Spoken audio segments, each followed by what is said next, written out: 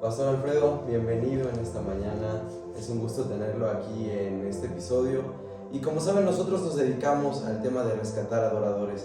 Y quién mejor que el maestro que me llamó a este proyecto de rescatar adoradores. Es un placer que el día de hoy nos acompañe el pastor.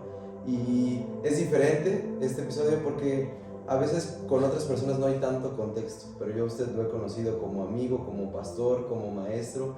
Y hoy me gustaría empezar desde que usted nos diga quién es, en 5 palabras. Háblenos quién es Alfredo. Gloria a Dios, bendiciones, bienvenidos a todos. Gracias Isaí por el espacio, por la bendición tan grande de poder compartir y expresar más allá del pastorado. Sí. Alfredo, ¿quién es? Bueno, en 5 palabras podría decirte amigo. ¿Qué me caracteriza? Disciplina, compromiso, entrega, lealtad, fidelidad. Sí. Y hablando del contexto que yo tengo de su vida, hay una pregunta que me gustaría hacerle. Y es una historia que usted ha contado en prédicas, en clases, y es cómo su familia fue 8 veces millonaria. ¿Usted Sí. encuentra algún sentido, algún patrón, algún camino? Sí, fíjate que en el camino de la vida espiritual me di cuenta que como seres humanos no prestamos atención a las etapas de nuestra vida, a los episodios de nuestra vida, y preguntándole a Dios precisamente cómo se debe vivir la vida. En una plática con mi padre, Dios me dio la respuesta. Le preguntaba yo a mi papá: oye papá, ¿cuántas veces en la vida has tenido éxito, has tenido la oportunidad financiera de parte de Dios para tu vida? Y empezamos a analizar parte por parte de su vida, y encontramos que 8 veces en la vida Dios le había permitido el tener abundancia a manos llenas, riqueza a manos llenas. Y efectivamente existe un patrón a seguir, existe un mecanismo, por así llamarle. Sí. Y es muy práctico, es muy sencillo el mecanismo, es vivir bajo la voluntad de Dios. Puede sonar generalizado a la voluntad de Dios porque tiene muchos matices y tiene muchos picos específicos dependiendo del estado de la persona. Sí. Es decir, si hablamos de un soltero, tiene diferentes matices. Si hablamos de un matrimonio, tiene diferentes matices. Si hablamos de una viuda, tiene diferentes matices. Entonces, el análisis que yo tuve de parte de Dios bajo revelación es que cada vez que mi padre cuidaba y honraba no solamente a Dios, sino su matrimonio, sí, Dios le permitía participar de grandes riquezas. Y es increíble esta historia, ¿no? 8 veces millonario. Sí, la verdad no es un golpe de suerte. Y hay gente que llega a tener y se vuelve loca, Uh-huh. pero quiero hacerle esta pregunta. Usted ha hablado acerca de una diferencia entre tener dinero y vivir en esa riqueza que Dios nos permite. Amén. ¿Cómo le explicaría a alguien la diferencia entre estas dos? Y otro punto, usted que ya las vivió, ¿cuál es la diferencia entre solo tener dinero a manos llenas y hoy tener la riqueza de la que usted nos ha hablado? Sí, a mí me tocó vivir, de las 8 veces, me tocó vivir 3 veces, sí, con mi padre. Y la última me encantó, ¿no? Me gustó mucho, que fue la parte empresarial. Tuvimos un colegio en el 2006 que fue una bendición sobrenatural. Y la pregunta es, ¿cuál es la diferencia entre el poseer dinero a manos llenas y la riqueza que usted habla a la gente que vive actualmente? Muy bien. Bueno, resulta que la riqueza que actualmente vivo, sí, es, por así entenderlo, es la pensión permanente en tu estadía aquí en este planeta Tierra. Okay. Entonces, como es una riqueza de recursos inagotables del Padre, es una riqueza a través de la sabiduría, la inteligencia, el conocimiento, la estrategia, sí, que te va a facilitar el desempeño de tus funciones en algo tan hermoso como lo es el ministerio que hoy por hoy tenemos en la Iglesia Misional Dios Viviente. A diferencia de solo tener dinero, pues el dinero es algo que es lo más volátil, es, sí, lo más, se esfuma, literalmente se esfuma, porque no hay cantidad que pueda darle estabilidad o seguridad al alma. Y lo que Dios me dio, la riqueza que Dios me dio, fue eso: la estabilidad de mi alma, la estabilidad de mi matrimonio, la estabilidad de mi familia, y entender que no necesito el recurso financiero terrenal para vivir, sí, dentro de lo que Dios me ha permitido. Entonces, la riqueza terrenal es un permiso divino. Hay 3 factores claves. 1, entender que la riqueza terrenal es un permiso divino que Dios te otorga. Okay. 2, entender que la riqueza espiritual es lo más importante para administrar la riqueza terrenal como permiso que Dios te otorga. Okay. Y el tercer punto es la riqueza producto de la fuerza con un permiso divino, sí, pero que te lleva a confrontar tu vida y tu realidad, porque como es un permiso divino, te lo da y te lo quita cuando Él quiere, precisamente para moldearle la vida a la persona y mostrarle que separado de Dios no podemos hacer nada. Estos 3 puntos que nos comparte nos llevan a desarrollar un estilo de vida. Sí. Y yo veo que hay muchos jóvenes que hoy solamente van detrás del dinero. Sí. Usted que vivió el panorama de poseer a manos llenas, ¿qué le diría a alguien que solamente se está enfocando en el dinero? Porque ahí está un versículo, ¿no? Sí. Que dice que si estás buscando el dinero, desiste. Sí, entonces, ¿qué le diría? Ese versículo en especial me confrontó mucho porque en mis principios de esta formación espiritual, pues yo iba como cualquier humano, ¿no? Sí. Persiguiendo una estabilidad basada, curiosamente, persiguiendo una estabilidad basada en lo más volátil que es el dinero. Sí. Entonces, ¿qué le diría a una persona que persigue el recurso como la esencia de la vida? Lo que dice Proverbios en la sabiduría: desiste. ¿Por qué tienes que desistir? Porque al ser un permiso no es algo que tú puedes conseguir. Sí. Y al quererlo conseguir, lo primero que va a manifestarse es la frustración de vida en el ser humano. Sí. Y entra en una etapa de ambición, de avaricia, de codicia, porque no solamente es que lo consigue, sino que entra en un estado mental, emocional y racional de decir, bueno, ahora esto que me costó mucho conseguirlo, no lo quiero gastar, porque me costó mucho. Y entonces, ¿cuál sería la vida, no? ¿Cuál sería el propósito? Se pierde uno, ¿no? Detrás de esa meta. Tu vida dependería de una porción específica. Y entonces, como aprendes a vivir desde esa porción específica, tus estándares de vida no los ves abajo de eso. Y Pablo menciona algo, ¿no? Sé vivir humildemente y sé tener abundancia. En todo y por todo he sido enseñado. Entonces, saber vivir humildemente no significa no tener recursos, sino no darle la importancia o entregarle el corazón al recurso, porque el recurso, al ser volátil, al esfumarse constantemente, se va a tu corazón. Si tu corazón está en las riquezas, dice la misma palabra en un Salmos, cuando la riqueza se aumente, no pongas tu corazón en ellas. Precisamente por eso, porque te puede llevar a una estabilidad partiendo de una porción o a una inestabilidad partiendo de una pérdida. Sí, y vemos que en medio de esta historia donde ustedes fueron millonarios y lo que compartí ahorita, hay un colegio, ¿no? Sí. Y usted me ha contado esa historia y parece que Dios permite que usted pierda ese colegio para darle, una lección más grande. Exacto. Y 2, otro tipo de riqueza. ¿Puede hablarnos de esa experiencia que Dios lo llamó a atravesar? A los 20 años tuve la bendición de estar al frente de este colegio. Sí. Estuve como dueño, como empleado. A los 20. A los 20 años. Tenía la responsabilidad de llevar la nómina, la parte administrativa, la parte contable. Me tocaba hacer la repartición de los recursos, ¿no? La nómina, lo que le tocaba al socio mayoritario, lo que le tocaba al otro socio. Y ese mundo me gustó mucho. Haz de cuenta que es lo que cualquier humano mortal terrenal anhela cuando hablamos de la palabra éxito. La oficina. Todo eso. Hacer contratos, despedir personal, despedir maestros, contratar maestros. Y para mí fue la escuela más importante de la vida, sin saber que Dios me tenía reservado una administración espiritual, emocional y financiera en esta nueva etapa de vida. Pero me gustó mucho, me agradó. Yo ya me veía ahí, o sea, yo decía, pues de aquí soy como cualquier mortal. Sí. Hasta que Dios nos muestra que eso solamente era una probadita y era como la parte de entender la disciplina que se requiere para un ministerio. Sí. Porque hoy por hoy los conceptos que manejamos dentro de la logística o la administración de lo que representa la obra de Dios, manejo muchos conceptos empresariales, no porque la iglesia sea una empresa, pero sí por la disciplina que requiere en cada elemento que integra un equipo de absoluta confianza, sobre todo porque Muchas veces, no sé si te ha tocado, Isaí, ver a personas que dicen, pues es para el Señor y meten cualquier cosa. Sí.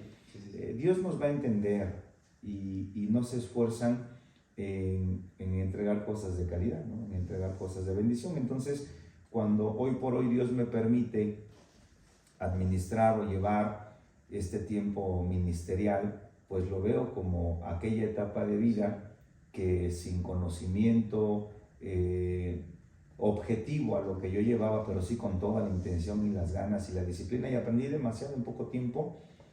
Hoy por hoy lo establecemos dentro del ministerio que Dios nos ha permitido. Sí, esa seriedad, ¿no?, que le llevó a desarrollar el colegio para hoy estar en el ministerio. Y hay una parte de esa historia que usted me ha compartido, y es el enfrentarte a las empresas, enfrentarte a los maestros que igual pues no todos lograron entender la situación por la que su familia pasó y se van todos encima. ¿Qué fue lo bueno que tomó de esa experiencia? Porque a casi nadie le gusta contar sus derrotas, claro, que en realidad son procesos de aprendizaje muchas veces.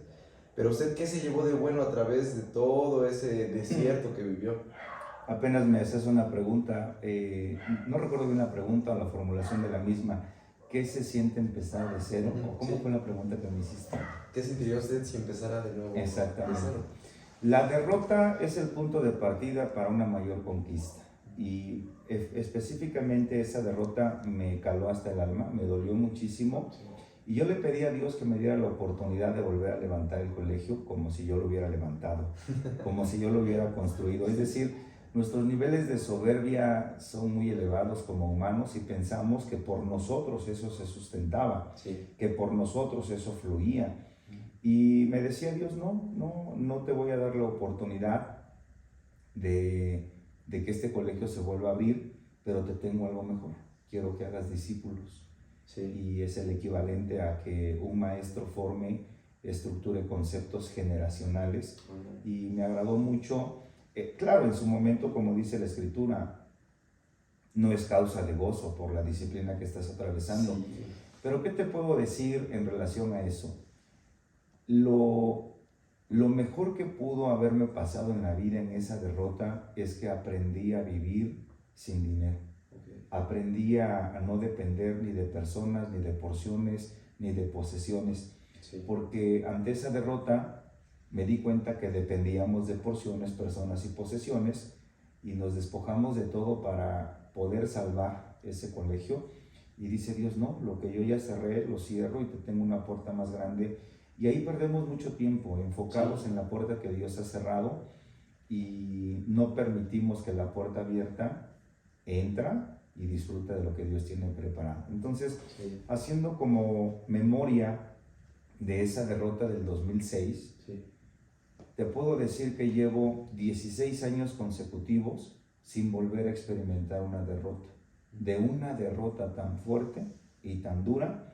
Y me di cuenta que la peor bancarrota que yo viví en el 2006 no fue la financiera, fue la espiritual. No tenía nada de espiritualidad. Crecí en un contexto cristiano, pero espiritualidad no. ¿Y a qué acudía espiritualmente, por así decirlo? A desahogarme. Lloraba yo con Dios, le explicaba el problema y cada día le explicaba lo mismo. Y entonces Dios me confrontó y me decía, ok, ya entendí tu problema, pero tú no has entendido tu problema. Entonces ahí fue confrontarme Dios con la realidad.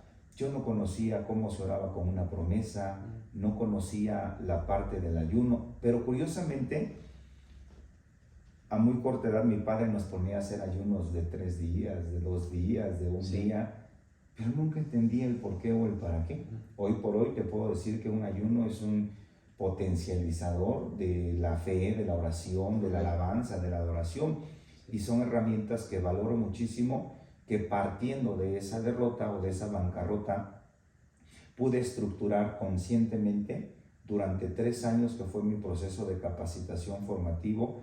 Y ese proceso consta de 3 áreas: la parte depurativa, lo que tienes que dejar ya, la parte formativa, lo que tienes y necesitas estructurar, y la parte productiva, que son repito, 16 años consecutivos viviendo esa gloria. Entonces, Sí. lo mejor que me pudo haber pasado fue ese jalón de orejas del 2006 para permanecer en bendición, permanecer en bendición. Hace tiempo usted impartió un taller que se llamaba El Poder de la Mente. Sí. Y ahorita que hablábamos de las derrotas y las victorias, comentaba que pues usted salió de esa derrota. Y hay mucha gente que se queda atorada en la derrota y no pasa estas tres etapas, la Sí. de depuración, la de formación y dar resultados al final. Cuéntenos cómo fue que Dios le dio la estrategia para entender la mente del ser humano, porque yo he estado en sus clases y es impresionante.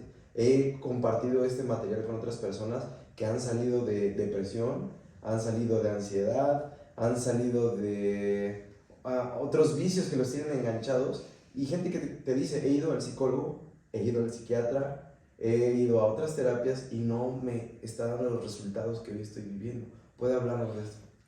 El día que la gente, el día que el ser humano entiende el poder de la mente, jamás en la vida va a volver a ser manipulado por acontecimientos, por circunstancias o por personas. Wow. El ser humano vive una manipulación impresionante con el mismo permiso del ser humano. Wow.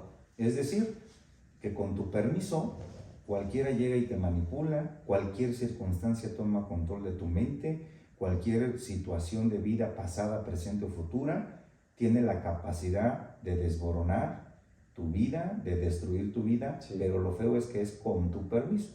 Entonces, cuando inicio el ministerio, le hice una pregunta a Dios. Le dije, Padre, ¿cómo funcionamos como seres humanos? Okay. Porque yo sentía que no funcionaba en absolutamente nada, porque nada se me daba. Y cuando le hice la pregunta de cómo funcionamos, la respuesta más poderosa está en Tesalonicenses, 1 Tesalonicenses capítulo 5, versículo 23, y dice, para que el mismo Dios de paz os santifique por completo, y todo vuestro ser, espíritu, alma y cuerpo, dice, sea guardado irreprensible para la venida de nuestro Señor Jesucristo. Entonces, cuando le hice la pregunta de cómo funcionamos, fue el primer versículo que me mostró, y ese versículo me atrapó tanto que dije, ok, lo que me muestras es la composición del ser humano, pero cómo funciona cada área. Y ahí empezó una revelación extraordinaria, de tal manera que pude, no solamente con su ayuda, pude fragmentar las áreas del ser humano, sí, sino aprender a vivir de manera correcta cada área. Sí. Entonces me di cuenta que la mente del ser humano, por lo general, pensamos que es la parte del cerebro. No, el cerebro es un ordenador de información que necesita el alma para cualquier proyecto que al alma le llegue, desempeñarlo y plasmarlo y materializarlo. Okay, sí. Entonces, es un tema interesante, profundo, complejo, y gracias a Dios por este espacio que está abriendo para poder pues explicarlo, no sé si a detalle, pero sí a grandes rasgos concretos y profundos. Sí. La mente en la Biblia se relaciona directamente con el espíritu. Por eso dice la palabra que debemos renovar el espíritu de vuestra mente. La mente es con lo que tenemos que aprender a pensar. El humano aprendió a pensar con el cerebro, pero el cerebro es un ordenador de herramientas que tú voluntariamente le proporcionas, sí, a lo cual conocemos como aprendizaje. Entonces, el alma es la esencia de la persona. Isaí es el alma, sí, pero el alma necesita aprender a pensar desde la mente. Okay. Y la mente no es el cerebro, la mente es tu espíritu. Okay. Tu espíritu, el que Dios te proporciona, sí, te va a facilitar entender el mundo de Dios. ¿Y cuál es el mundo de Dios? El mundo de Dios es el mundo espiritual. Sí. Por eso dice la palabra que Dios es espíritu. Y los que le adoran en espíritu y en verdad es necesario que le adoren. Sí. Entonces, si la mente es la porción que Dios pone en tu persona, que es tu espíritu, independientemente al Espíritu Santo, esa mente o ese espíritu es la que tiene que aprender a pensar como piensa Dios. Sí. Hay muchos hijos de Dios que no usan la mente, que usan el cerebro, okay, y que usan las emociones para darle soluciones y crear mayor complicación.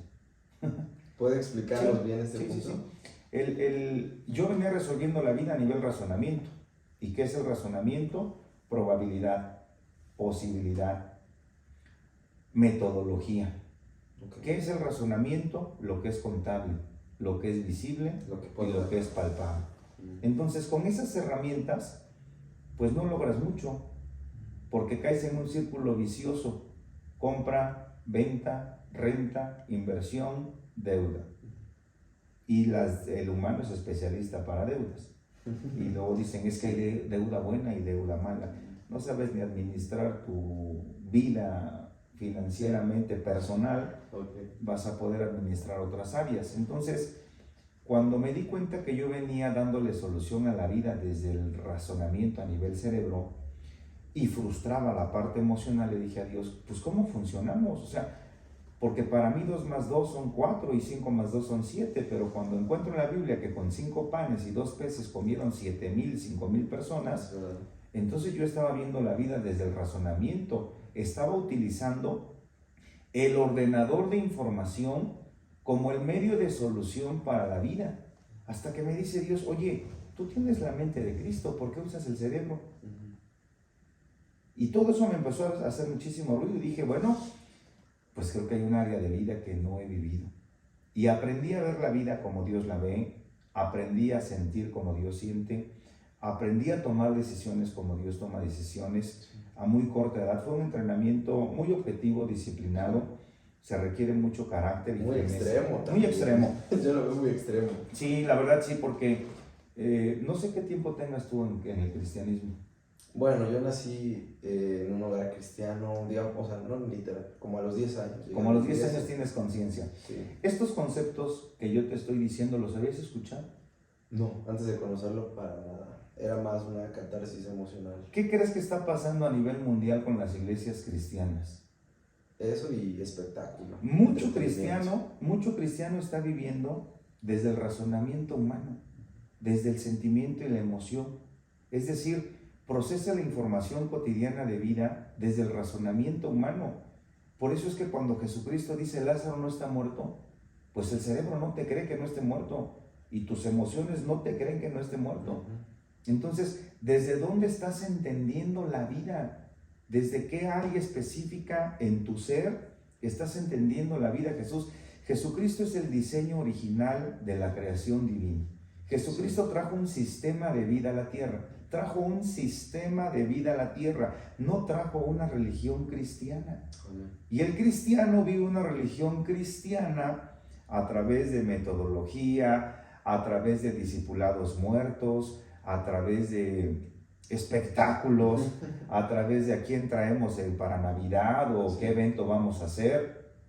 Y eso es grave porque el evento emociona, ilusiona, pero tu día a día no tiene un resultado del que esperas o anhelas partiendo de lo que la Biblia dice. No te forma. Yo he escuchado a muchos cristianos que están desanimados de su fe, porque su fe no les está dando el resultado que Dios promete.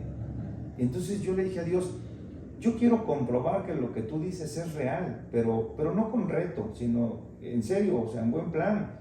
Es como apenas que estoy haciendo ejercicio y jugando fútbol, quiero aprender cómo se le pega el balón, pero en serio, y no para sentirme más que los demás, sino porque si voy a hacer eso, pues quiero que me salga bien. Quiero entender la temática. Sí. Entonces, cuando Dios me abre el entendimiento y me hace esta pregunta tan fuerte, ¿para qué usas el cerebro si tienes la mente de Cristo? Dije, yo necesito utilizar la mente. Sí. Porque yo venía utilizando mi cerebro. Al utilizar mi cerebro todo era contable, razonable. ¿Qué tengo? ¿Cuánto tengo? ¿Y para qué me alcanza? Y de ahí hacía yo una planeación de vida. Entonces, cuando tuvimos el colegio, toda la planeación de vida era partiendo de un ingreso menos gastos, pues tenemos ganancia. Y partiendo de la ganancia, hacías una planeación de vida. Pero de repente llega Dios y me muestra que 5 panes y 2 peces comen 7,000 personas o 5,000 personas. Sí. Dije, yo necesito y quiero vivir eso. Si voy a proclamar la palabra, necesito que lo que se vaya a impartir, que el cristiano no llegue a perder el tiempo a una iglesia, que su fe pueda operar. y vea esos resultados, ¿no? Creo que cuando llegaba a las primeras enseñanzas con usted, una de las cosas que más me confrontaba era ver que una vez direccionando tu fe, veías los resultados. Sí. Y un ejemplo muy simple fue que un amigo me decía, tú llevas años cantando, adorando, sirviendo, ¿y cómo puedes decir que sientes que apenas empiezas a vivir la vida de la fe? Y yo le dije, lo que yo he vivido por tantos años ha sido una costumbre, ha sido casi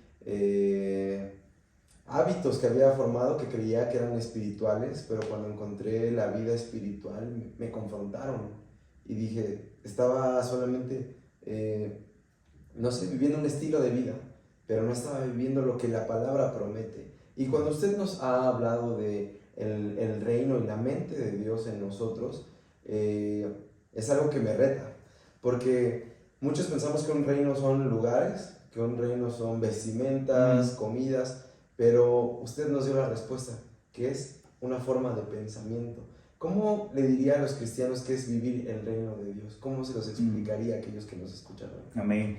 Dice la palabra en el libro de Lucas, capítulo 12, del 25 al 30. Busca primeramente el reino de Dios y su justicia, y las demás cosas vendrán por añadidura.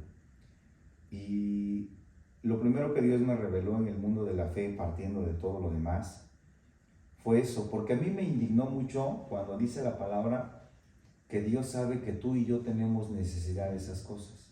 Entonces, sí, ¿por qué no hace nada? Sí. ¿Y por qué no me ayuda? ¿Y por qué no derrama su bendición? ¿Y por qué no esto? Pero abajito la cláusula dice, busca primeramente el reino de Dios y las demás cosas vendrán por añadidura. Sí. La base de nuestra República Mexicana no es el presidente, no es la presidenta. La base de nuestra República Mexicana es su Constitución.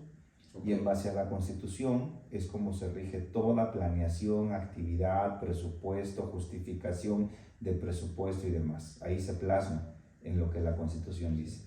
Entonces, si la base de un reino no es el rey, sino su sistema de leyes, el sistema de leyes es lo que tiene que reinar al ciudadano. Sí. Y dice la palabra que nosotros somos ciudadanos celestiales. Amén. Y como ciudadano celestial, si desconozco el sistema de leyes divino, pues no me está reinando Dios. Sí. Quiero utilizar a Dios para mi reino, no en su reino. Y dice el Padre nuestro, venga a nosotros tu reino. Parafraseado diría que el sistema de leyes divino se establezca en mi persona como esencia de vida, para que conduzca mi vida apegado a lo que tu palabra dice.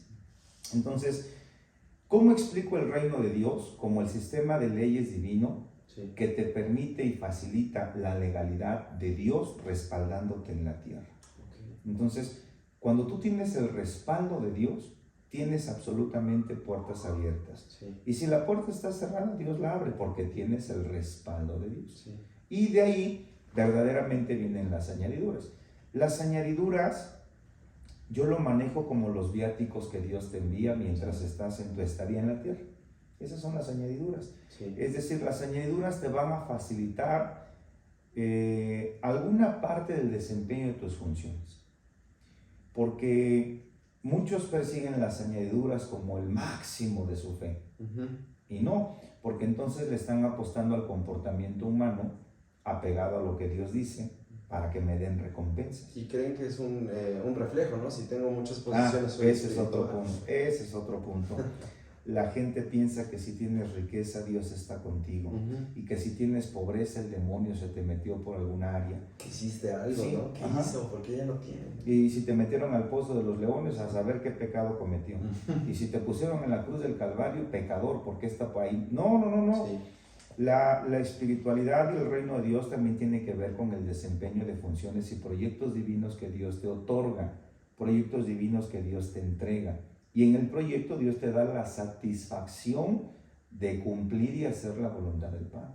Okay. ¿Sí? Hay personas que hacen alarde de yo tengo riqueza, y Dios me bendice y Dios está conmigo. Entonces, ¿cómo procesar esa información el pobre, ¿no? Sí, el necesitado. Estoy solo. ¿Sí? Y entonces se está promoviendo que la fe del cristiano radica en posesiones. Y dice la palabra que la vida del hombre no radica en la cantidad de posesiones que tiene. Sí. Y te dice, busca el reino de Dios y su justicia. El reino de Dios, yo lo resumo en una frase, que el Espíritu Santo dirija tu vida, porque Él es el maestro de maestros. Sí. Él te va a entregar reglas, Él te va a entregar propósitos, Él te va a entregar todo lo que Dios tenga para ti. Quien debe dar la firma de autorización es el Espíritu Santo. Total. Entonces, si con Él no estás bien, no te está reinando Dios. Te está reinando el ego, la amargura, el resentimiento, la soberbia. Hay quienes los está reinando el resentimiento, ¿no? Sí. Y sabías que hay muchas personas que por resentimiento logran grandes cosas. No me voy a dejar, lo que me hiciste no se vale, y te voy a demostrar y te voy a enseñar. Y solamente desgastan su vida. Y viven con un resentimiento que no produce nada, porque al final el otro ni te pela, ¿no? Sí. Ni mucho menos. Pero curiosamente lograste cosas en tu fuerza y al final sigue siendo tu orgullo y sigue siendo tu capacidad. No te está reinando Dios. Sí. E incluso en el mundo cristiano, por así decirlo, ¿no? Gente que ha puesto como pilar esa te voy a demostrar, ¿no? Y a fin de cuentas, o sea, no ven que están perdiendo su vida en medio de ello, están viviendo por amargura y no se han dado cuenta que están amargados. Y usted y yo estamos en una clase que usted nos imparte, donde hemos estado hablando del aprendizaje y cómo desde niños hubo cosas que nos han marcado. Sí. Actualmente está usted impartiendo un taller que se llama Worshipers Restauración, y hay una historia que usted me compartió de cuando era niño, que lo dejó muy marcado, que llegó usted con su papá y traía un balón de básquetbol. Sí. Bueno, ahorita nos comparte esa historia, pero también díganos, ¿qué tan importantes son esas cicatrices que nos dejan en la infancia? ¿Para bien o para mal? ¿Y cuál es el resultado de ellas si no las trabajamos? Sí, son rezagos emocionales en la vida, porque más allá de... bueno, cuento la historia.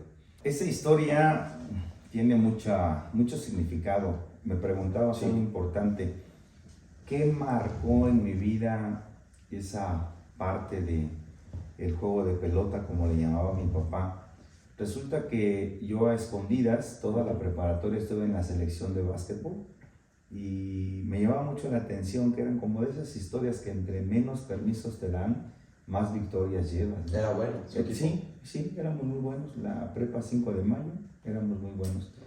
Y resulta que un día en el entrenamiento, regreso de la escuela, pero se me olvidó entregarle mi balón a uno de mis compañeros. Hasta el balón tenía que esconder. Nada que se relacionara con jugar. Sí, era estricto. Era algo relevante o importante o necesario en la familia de un servidor. Todo tenía que ver con tortillería, maicería, toneladas de maíz, cargar, descargar, entregar, todo el negocio. Entonces un día se me pasa y me traigo el balón y voy entrando, y ese día había llegado un tráiler para descargar, y a mí me tocaba armar la bazuca con la que descargábamos el maíz a granel y demás.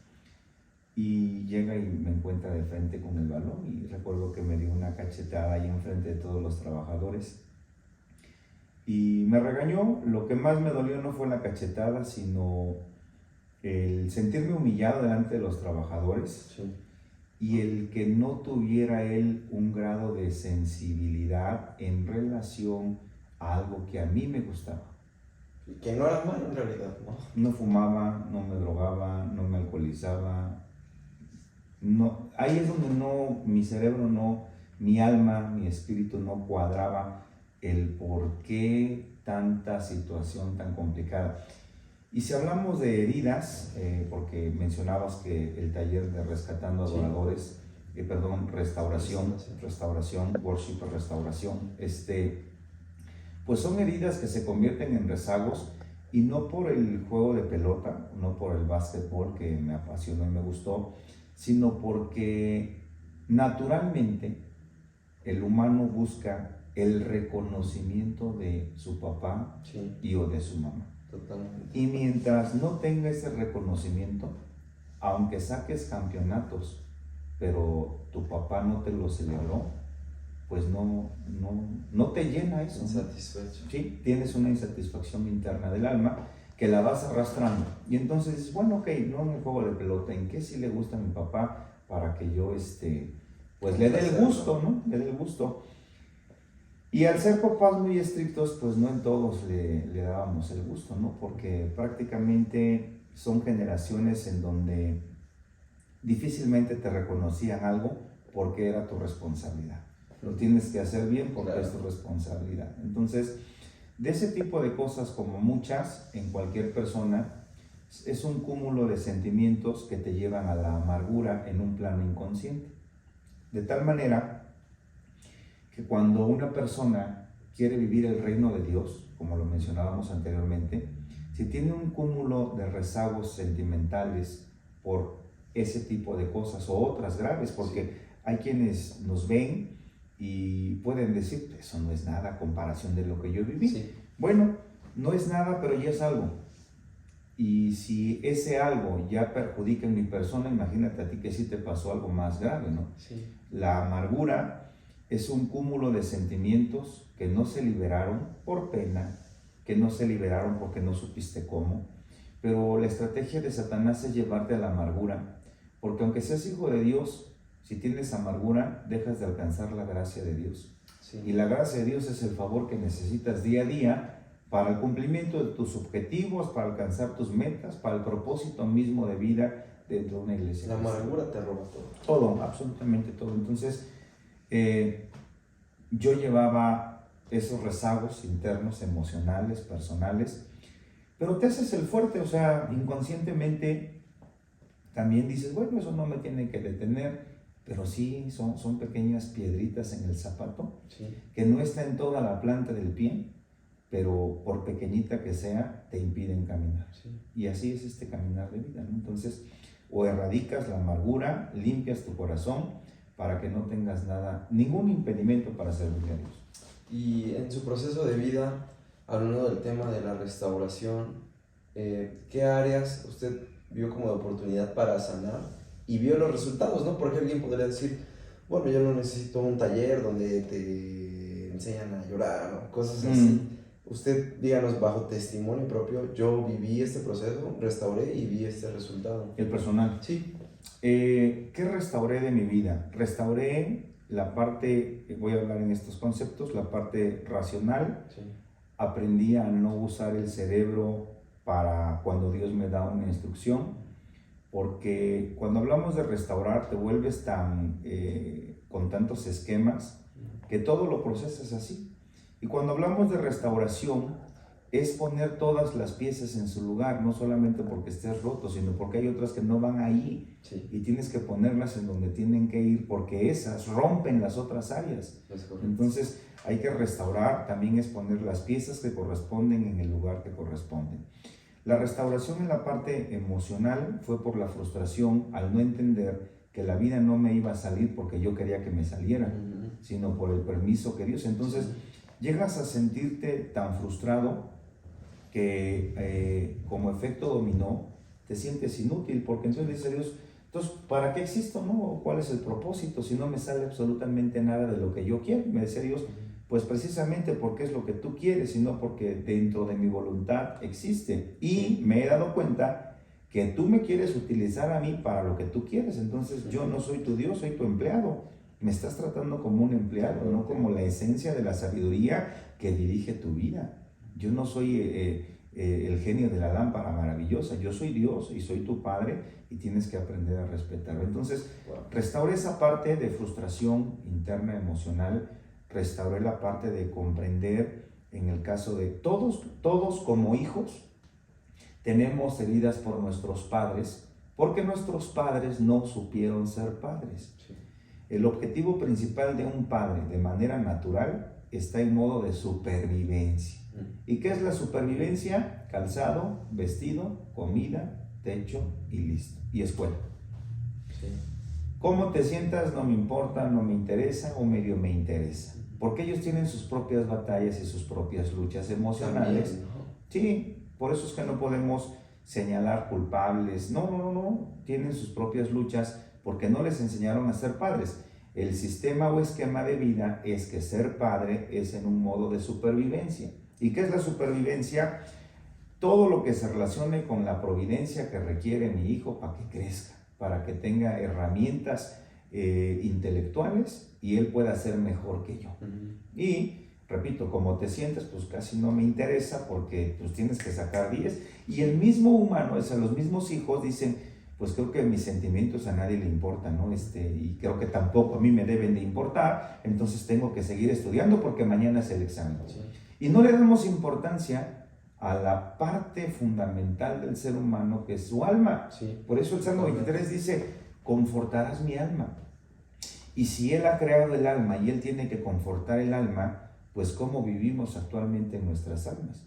Todos nosotros necesitamos una restauración interna del alma. Sí. Tú, yo, cualquier persona que ve este video, este mensaje de bendición, este podcast, cualquier persona que lo vea, ha tenido problemas con su papá, ha tenido problemas con su mamá, emocionales, ha tenido rezagos de entrada con sus hermanos, con familiares, que si eso no lo restaura, ahora, si eso no lo restaura, vive en amargura, y si vive en amargura, las puertas no se le abren. Sí. ¿Por qué es importante restaurar o qué es el proceso de restauración? El proceso de restauración consiste y radica en cerrar esos ciclos que se vivieron, que no se pueden componer, que quisieras componer, que hay quienes se mueren queriendo componer, pero no están diseñados para componerlos. Sí, no puedes ayudarte a ti mismo, es como si un psicólogo se quisiera hacer terapia. No están diseñados para componerlos, están diseñados para crecer, para madurar y para desarrollar y para entender qué es lo que yo no quiero seguir viviendo.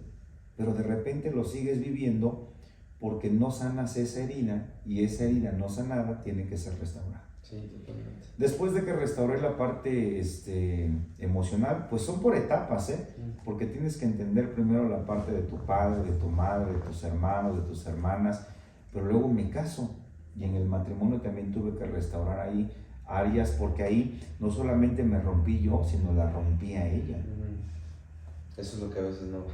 Y romper a alguien más y que no tengas conciencia de que estás rompiendo a alguien más y que le digas, pues es tu vida, ¿no?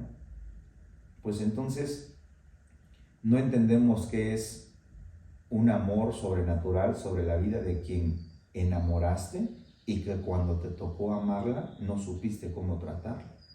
Entonces empezamos a restaurar nuestro matrimonio y en efecto dominó, se restaura familia y se restaura finanzas. Después de eso, o a la par, lo que se restaura es la espiritualidad. ¿Por qué? Porque el que te guía para la restauración es Dios. Entonces se restaura espiritualidad, se restaura la parte emocional, personal, matrimonial, familiar y financiera. El orden de la restauración es importante.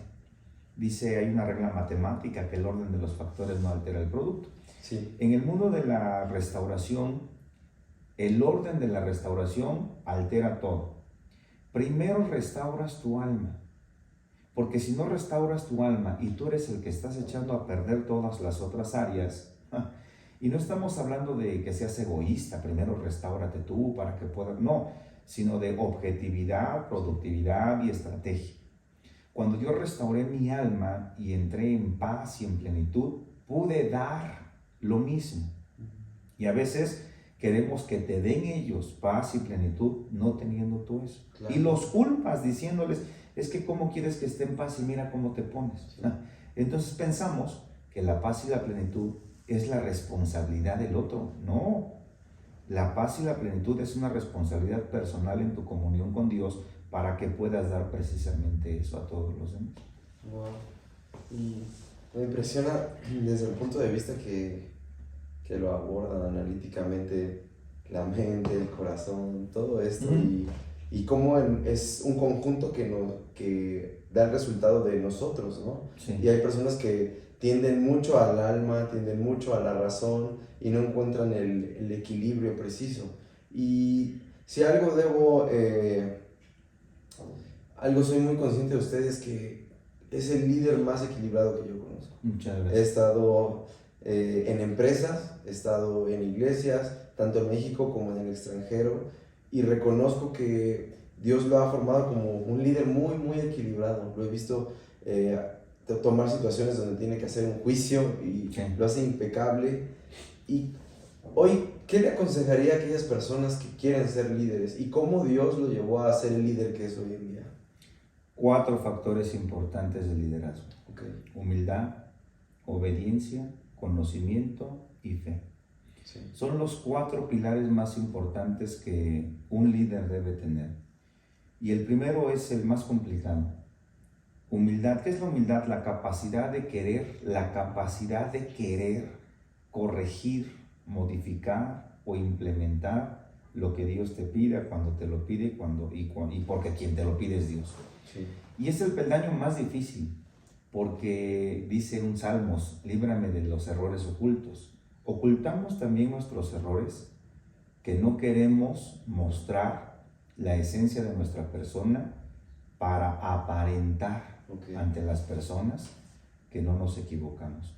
Un líder cometió muchos errores, pero los errores que cometía eran o por ignorancia, pero nunca por su esencia en relación a querer ser o hacer eso. Sí. Entonces, dentro de la ignorancia que yo tenía, llega Dios y me dice, tu ignorancia tiene cura.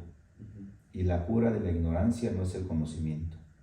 La cura de la ignorancia es la humildad. Sí. Para llegar al conocimiento. Dejarse enseñar.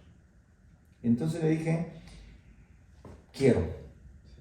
¿Y sabes cuándo le dije quiero? Cuando me hizo una pregunta muy fuerte. Me dice, Alfredo, ¿qué de lo que has hecho en la vida te ha salido? Y le dije, nada. Y me dijo, ese es el primer paso de la humildad, reconocer. Reconocer. Y en mi desesperación, solo en mi desesperación, porque si no hubiera estado desesperado, soberbiamente dices, pues sí, me han salido las cosas. Y hay personas que se mueren creyendo que les están saliendo las cosas y no les ha salido nada. Entonces cuando le dije, no me ha salido nada, bueno, pues entonces el primer paso a dar ya lo diste, que es reconocer. Y de ahí todo lo que yo te diga, pues vamos a hacerlo. Entonces ahí yo tomé una regla de vida con la cual me conduzco. Mi opinión no sirve, mi opinión no vale, mi opinión no existe. No existe, no vale, no sirve y no existe. Y suena muy duro porque algunos podrán decir, ¿cómo te pisas a ti mismo? Y lo que quieras, ¿no? Estoy hablando desde la esencia de lo que yo he comprobado. Tú tienes tus metodologías, utilízalas y te han salido adelante, pero esta metodología de mi opinión no sirve, no vale, no existe, es porque Él es la esencia de la sabiduría. ¿Qué le voy a opinar a la sabiduría? Nada. ¿Qué resultado le voy a llevar yo de mis propias fuerzas a la sabiduría, a la esencia, a la majestuosidad del consejo? Dice la palabra, a mí es la ciencia, a mí es la inteligencia, a mí es el consejo. Pues, ¿para qué le opino? ¿De qué sirve mi opinión? Cuando digo que mi opinión no sirve es porque siempre opinaba yo y Dios decía, bueno, pues hazlo. Y no me salí. Y la misma palabra dice, no seas sabio en tu propia opinión, respeta a Dios y apártate del mal. Entonces, cuando me fue mostrando los 4 pilares fundamentales del liderazgo, pues me di cuenta que el primero, que es la humildad, que Él me lo reveló, es el más complicado porque hay cosas que tú determinas que deben ser así y debes tener la humildad de que Él determine cómo lo quiere hacer Él. Derribar todo eso. Al final de cuentas, te va a gustar su decisión, ¿eh? Te va a dar retribución. Al final de cuentas, hoy puedo yo decir que conoce mis gustos, pero debo dejarme guiar en su totalidad. Humildad, capacidad de corregir, modificar o implementar lo que Él te pida, cuando te lo pida, y porque quien te lo pide es Dios. Sí. Soy una persona que no me gusta sufrir, no me gusta atravesar 2 veces el mismo problema, por lo tanto, la humildad me permite evaluar, valorar, analizar, confrontar, para tomar decisiones, pero con el consejo divino, ya no en mis emociones, ya no en mis sentimientos. La obediencia, que es el segundo peldaño más importante, a la gente le cuesta obedecer. Le es muy difícil la obediencia, que pareciera que es lo más sencillo, ¿no? A la gente le cuesta obedecer. ¿Qué es la obediencia? La ejecución de una acción prestando tu entendimiento para poder llegar al conocimiento. Porque después de la humildad, la obediencia, viene el conocimiento. Una persona obediente que no entrega su entendimiento jamás alcanzará el conocimiento. Solamente será obediente ejecutando acciones, pero no prestó atención a la esencia de la acción. Por lo tanto, cuando lo pones a hacer otra vez lo mismo, te va a preguntar, ¿y cómo iba esto?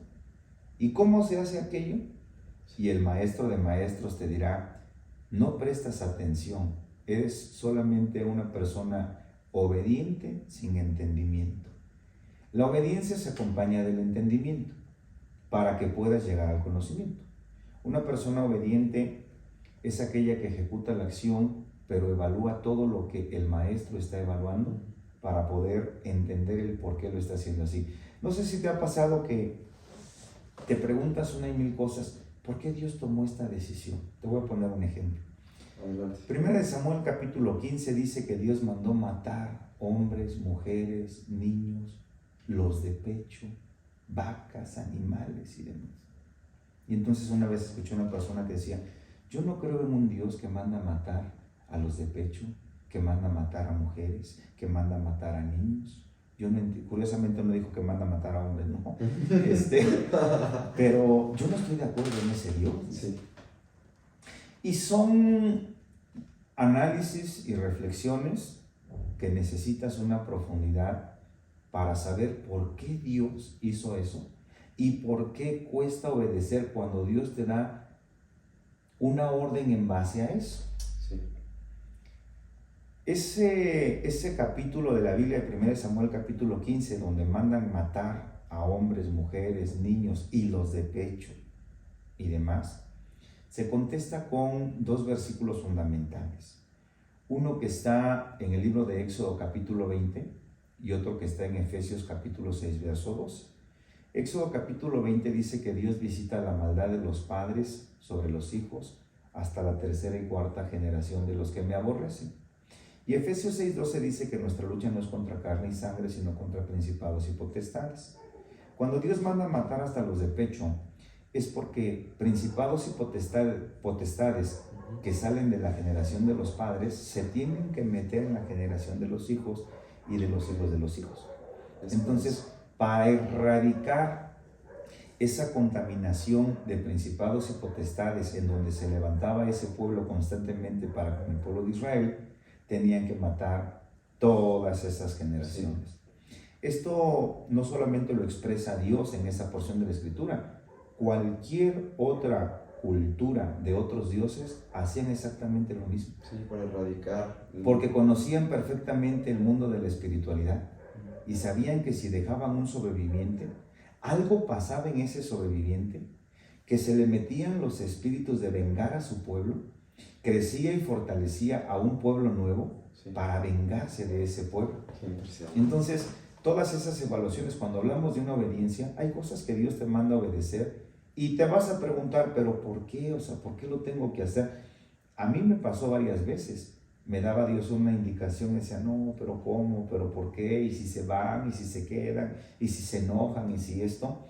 Ahí entendí, pues que soy un micrófono de Dios, que el que va a hablar es Dios, prestas tus cuerdas vocales y simplemente obedeces y después vas a entender el por qué lo hizo.